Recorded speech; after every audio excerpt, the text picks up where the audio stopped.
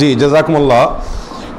প্রশ্ন হলো, অনেকেই আমাদের দেশে রমজান মাসে জাকাত দিয়ে দেন। আমরা মনে করি জাকাতের মাস রমজান মাস, এটা আমাদের দেশে মোটামুটি প্রচলিত আছে। মানুষ মনে করে রমজানে জাকাত দিতে হয়। আসলে তো জাকাতের কোনো মাস নাই।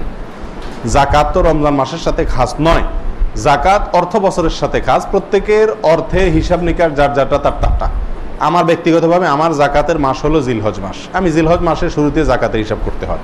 এভাবে প্রত্যেকেরটা যার যারটা তার তার আল্লাহ তাকে যখন জাকাত দেওয়ার মতো সামর্থ্য দিয়েছেন তখন থেকে নিয়ে এক বছর যাবে, সেটা যেই মাস হোক সে মাসটা ধরা হবে। রমজান বলে কোনো কথা না। কিন্তু জাকাতের ক্ষেত্রে একটা সুযোগ আছে, সেটা হলো জাকাত কেউ চাইলে অগ্রিমও দিতে পারে আর কেউ চাইলে পরেও দিতে পারে। পরে দিলে সালাত যেরকম টাইমের পরে দিলে গুনাহ হয়, সিয়াম যেরকম টাইমের পরে গেলে গুনাহ হয়, জাকাত এরকম টাইমের পরে গেলে ওই রকম গুনাহ হবে না।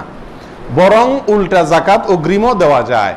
কথার কথা আমার আগামী জুমাদাল উলা মাসে আমার জাকাত আসবে, কথার কথা জিলহজে আমার জাকাতের হিসাব আসবে।